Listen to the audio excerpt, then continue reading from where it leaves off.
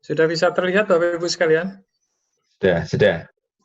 Oke, kita mulai ya. Assalamualaikum warahmatullahi wabarakatuh. Selamat pagi Bapak Ibu sekalian. Saya akan mencoba membawakan materi Moodle tapi dalam perspektif yang lain. Nanti secara teknis akan dibawakan oleh yang lain. Kita kali ini mencoba untuk melihat peluang yang ada di Moodle yang bisa kita coba manfaatkan menjadi nilai tambah bagi kita semua dan masyarakat gitu.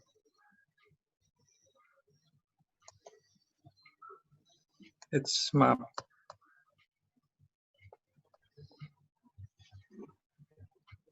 Pertama kita coba lihat posisi Moodle tadi sudah disampaikan oleh ketua jurusan bahwa Moodle adalah salah satu produk yang ada di dunia dari sekian banyak produk LMS yang ada begitu. Jadi kalau kita lihat di sini Moodle itu termasuk 10 besar. Kalau kita lihat kuadrannya ada di kuadran kanan atas, itu berarti dia termasuk produk leader. Artinya dia produk-produk yang banyak digunakan oleh orang. Nah, kalau kita lihat, Moodle memang ada di bawah ya. Namun demikian, kenapa dia di bawah? Karena ini open source. Biasanya open source itu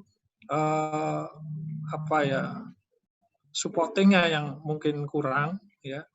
Kemudian kalau kita lihat pembandingnya yang di atas itu kebanyakan dia berbayar. Jadi contohnya misalkan kalau yang paling atas itu Blackboard yang warna hitam, yang ini itu paling tinggi ya produknya. Itu kita Trisakti pernah menggunakan ini dan 1 tahun itu bisa harus membayar ke mereka itu sekitar 3 miliar. Jadi cukup mahal untuk kita implement secara apalagi secara personal itu tidak mungkin begitu. Nah,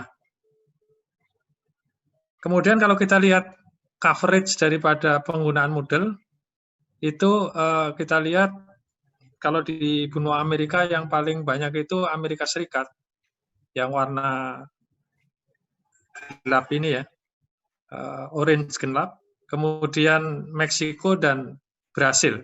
Kalau di Eropa itu yang mayoritas ada di Spanyol, dan kalau di Asia, kalau kita lihat yang mayoritas ada di India dan Bangladesh. Ya, meskipun kita tahu di India ini orang IT-nya kuat ya, tapi dia menggunakan juga gitu. Artinya memang bisa digunakan gitu. Termasuk di Indonesia sebetulnya kalau kita lihat warnanya itu nomor 3 ya. Nomor 3 setelah India dan Bangladesh. Maaf. Kalau kita lihat di site-nya Moodle, itu versi sekarang adalah 3.9. Saya mengikuti Moodle ini mulai dari versi 2. Kalau kita lihat perkembangannya, versi 3 ke atas itu cukup cepat untuk mengakomodir kebutuhan daripada masyarakat yang juga lebih cepat gitu dari yang bisa disediakan. Nah, karena dia banyak digunakan, biasanya ada pihak-pihak ketiga, baik itu berbayar maupun tidak berbayar, itu mencoba untuk melingkan produknya ke Moodle, karena Moodle sendiri dia produk yang terbuka dan modelnya adalah seperti puzzle, jadi bisa dibongkar pasang. Item-item mana yang tidak kita sukai, tidak perlu dipasang, kemudian kalau ada orang yang membuat baru, kita bisa mencoba dan merasa bagus, kita bisa pasang dan seterusnya. Jadi sifatnya adalah modular dan bisa kita atur sesuai dengan yang kita inginkan. Jadi contohnya misalkan Zoom, itu kan juga baru ya munculnya, dan dia diuntungkan dengan adanya pandemi COVID gitu. Sehingga dia menjadi terkenal termasuk kita sekarang memakai Zoom itu. Nah, sekarang di Moodle pun secara cepat sudah bisa dikonekkan dari Moodle ke Zoom. Itu menunjukkan bahwa Moodle itu kuat. Ya. Saya menyampaikan begini bukan saya ini pemasar Moodle ya, tapi kewajiban saya karena menggunakan produk open source, ya caranya adalah memperkenalkan dia kepada Bapak Ibu sekalian. Ya. Karena ini tidak ada hubungannya dengan bayar membayar. Nah, yang bisa kita manfaatkan dari Moodle itu sebagai sarana e-learning di dunia ini yang paling banyak dikenal ya model blended learning. Jadi sebagian konten kita letakkan di Moodle atau di sistem lain yang online, kemudian sebagian kita bertemu di kelas seperti biasanya. Nah, model ini sebetulnya sering dikenal sebagai flip classroom, ya yang sering kita peragakan gitu. Nah, ini menuntut apa? Menuntut kemandirian dari siswa untuk belajar mandiri terlebih dahulu sebelum masuk ke kelas. Sehingga waktu di kelas yang banyak itu lebih banyak digunakan untuk diskusi, menyelesaikan masalah, atau mengerjakan project secara bersama. Nah, ini bisa meningkatkan, menurut saya bisa meningkatkan efektivitas pembelajaran terkait dengan penggunaan waktu.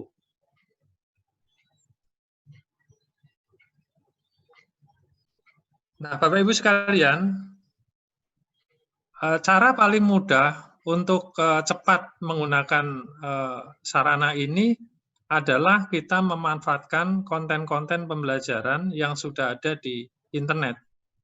Saya yakin Bapak Ibu sekalian yang sudah mastery ya di bidangnya masing-masing bisa melakukan penyaringan mana konten-konten yang cocok dan mana konten-konten yang tidak cocok. Sehingga kita tinggal menggunakan saja.